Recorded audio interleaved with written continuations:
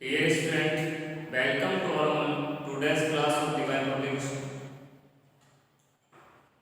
आज हम class 8 subject maths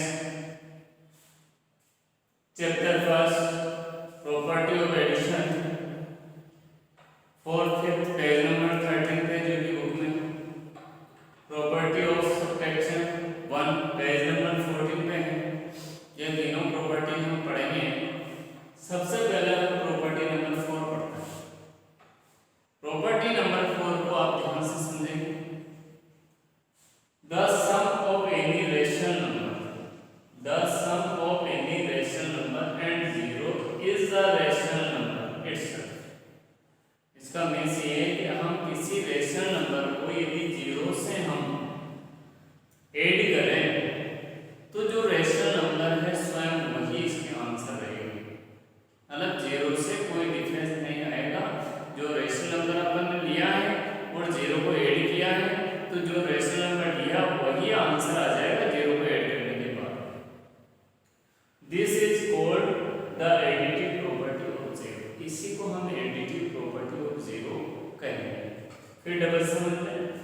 the sum of any rational number and zero, कोई भी रेशनल नंबर और जीरो का सम मतलब इन दोनों को प्लस करने पर is the rational number itself, स्वयं ही रेशनल नंबर इसका आंसर आएगा। जो रेशनल नंबर आपने लिया है वही इसका आंसर है। This is the additive property of zero. इसी को हम एडिटिव प्रॉपर्टी ऑफ जीरो कहेंगे। समझ में आ गया होगा यहाँ तक? क्या कहेंगे इसको? Additive property of zero. देखो ध्यान से, अब आगे हम ये लेते हैं a एंड b एक रेशनल नंबर। जीरो को हम प्लस कर रहे हैं। इधर जीरो पहले ले लिया और a प्लस b एक रेशनल नंबर ले लिया। उसमें ये कहा कि कोई भी एक रेशनल नंबर ले लेंगे और उसमें जीरो ऐड करेंगे। दोनों तरफ से अलग अलग प्रोसेस में ऐड करेंगे तो दोनों का आंसर a और b रहेगा। जैसा कि मैं आपको एग्जांपल में समझा, -5/7 एक रेशनल नंबर हमने लिया। रेशनल नंबर क्या लिया? -5/7।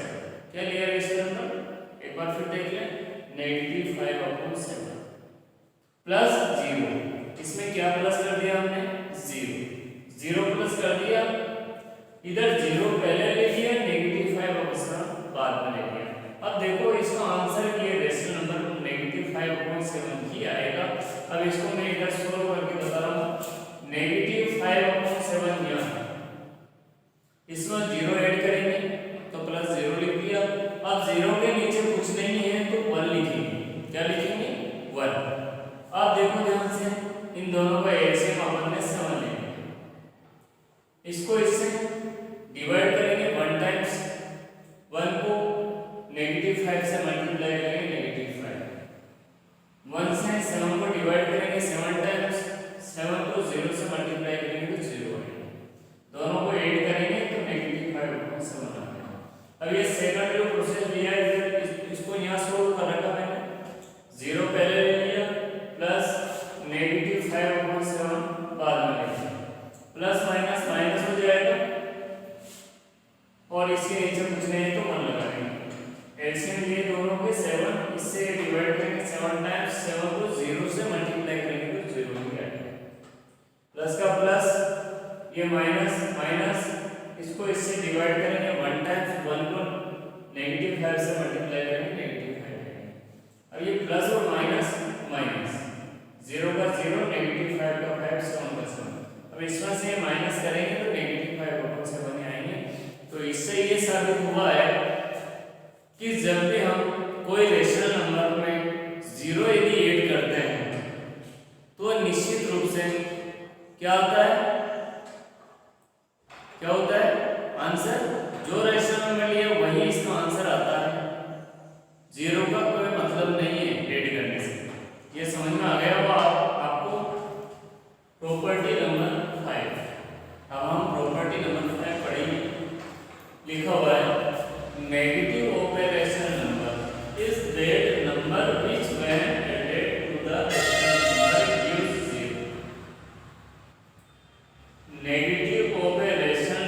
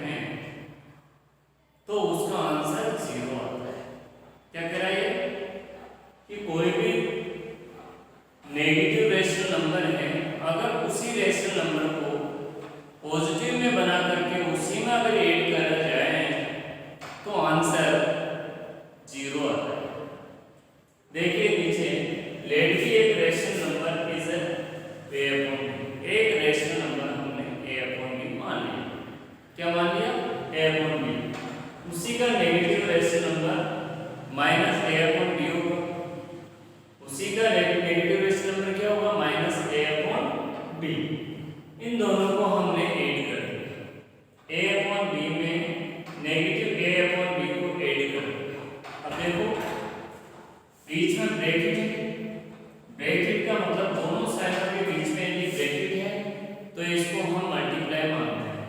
तो क्या हो जाएगा प्लस ब्रैकेट माइनस, यही है अपना कंडीशन। अब ये कंडीशन है तो plus into minus equals to minus होता है, ये मल्टीप्लाई का रूल कहता है। मल्टीप्लाई का रूल क्या कहता है कि दो अलग अलग साइन की संख्या को यदि मल्टीप्लाई किया जाए या दो अलग अलग साइन को मल्टीप्लाई किया जाए तो आंसर माइनस में आता है। तो इस ब्रैकेट इस प्लस और इस माइनस के स्थान पे हमने ये केवल माइनस कर दिया। यहाँ तक क्लियर हो गया होगा आपका। तो a upon b minus a upon b अपना आंसर आता है।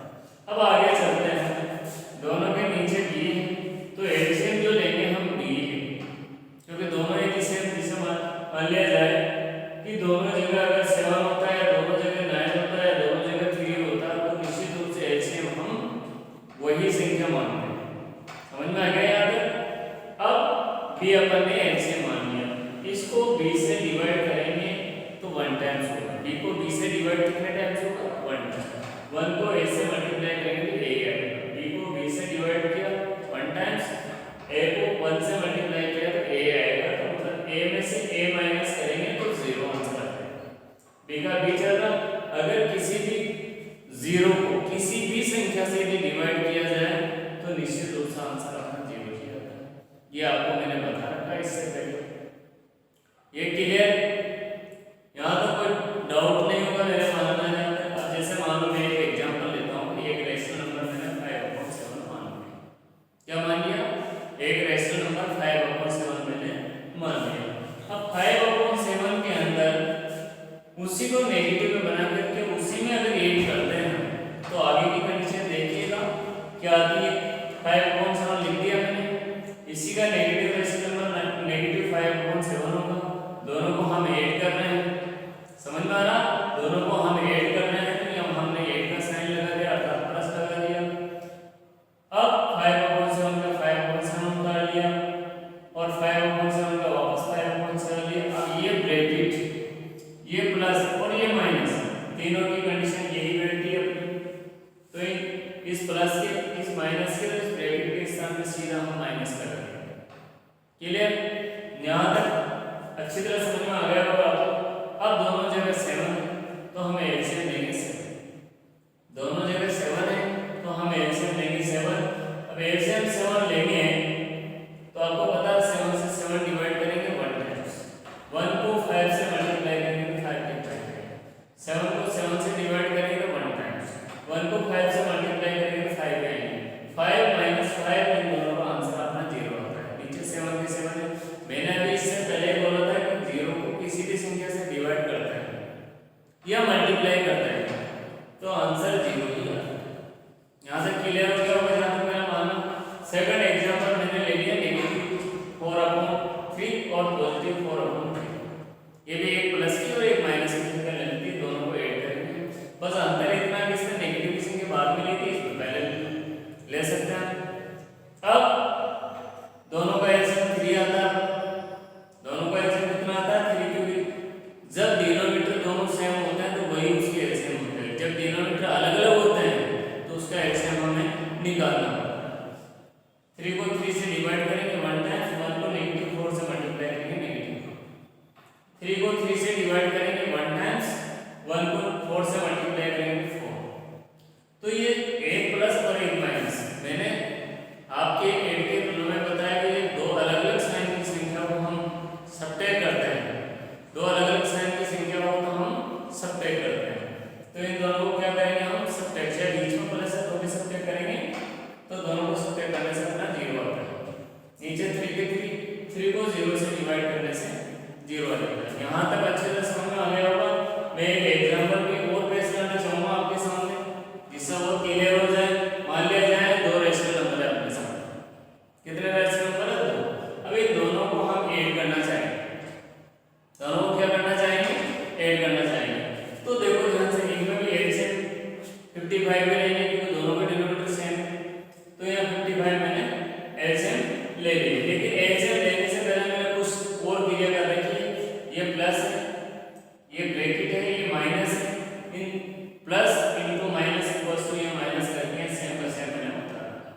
दोनों को ऐसे 55 आ जाएंगे अपने।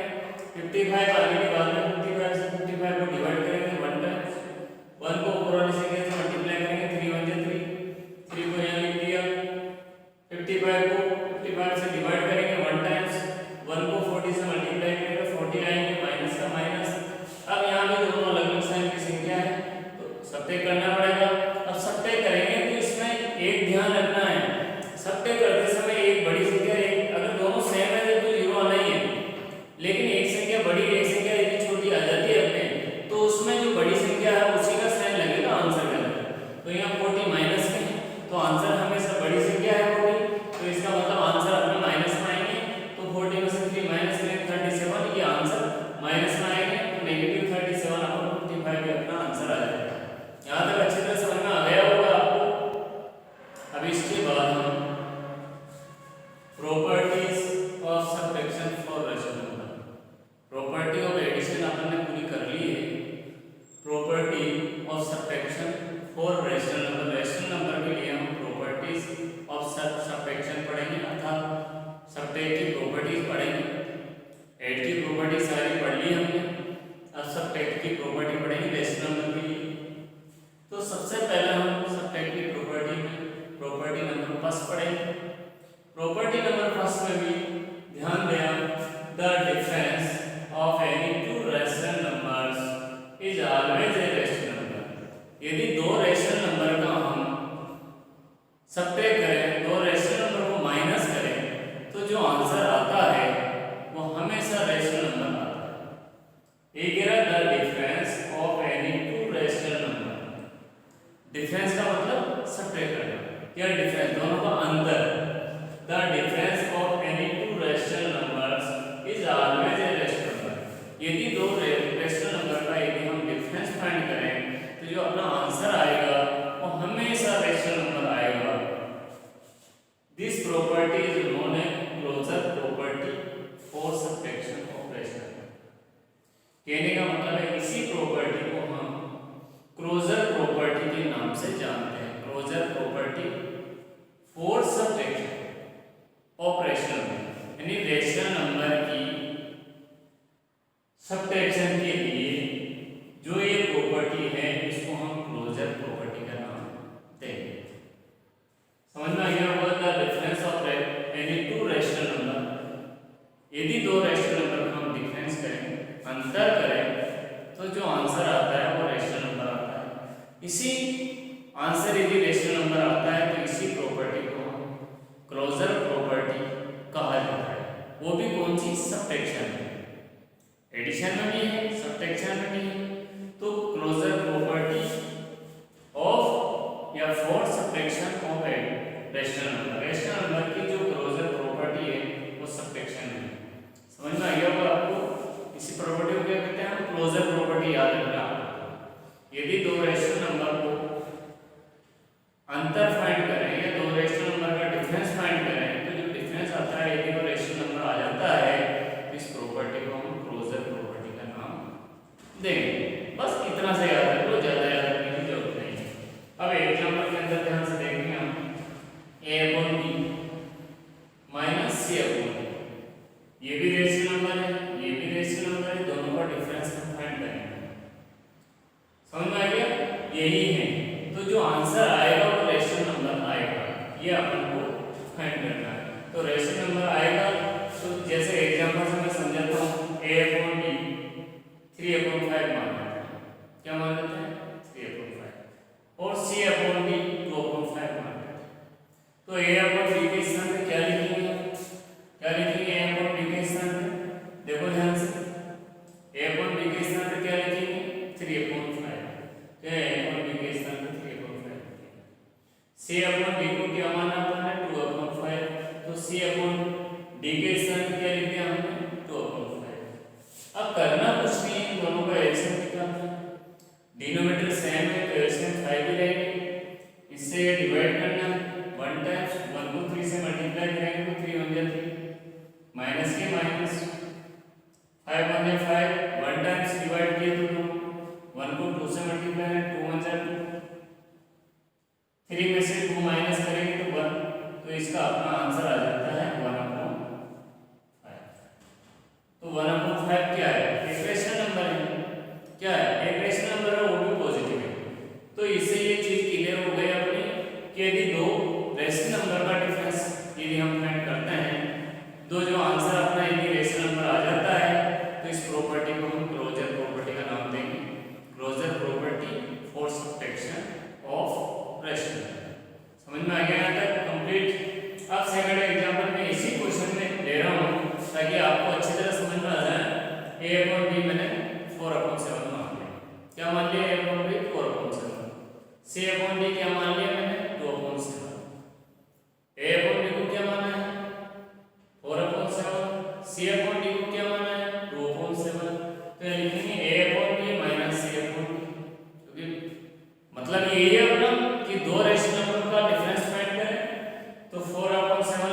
मैंने a अपॉन b की वैल्यू और c अपॉन d की वैल्यू 2/7 लिख दिया मैंने, बीच में माइनस लगा दिया है।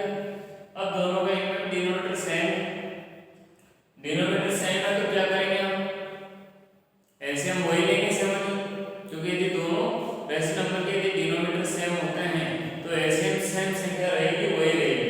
तो इसको इससे डिवाइड करेंगे तो 1 टाइम्स 1 को 4 से मल्टीप्लाई करेंगे 4 1 जा 4, माइनस की माइनस 7 को 7 से डिवाइड करेंगे तो 1 टाइम्स और 1 को 2 से मल्टीप्लाई करेंगे तो 2 1 जा 2। कहने का मतलब ये है डिनोमिनेटर वाली संख्या को एलसीएम से डिवाइड करेंगे, डिनोमिनेटर को एलसीएम से डिवाइड करेंगे, जो आंसर आएगा उस आंसर को ऊपर वाली संख्या से मल्टीप्लाई करके यहाँ लिखा जाता है।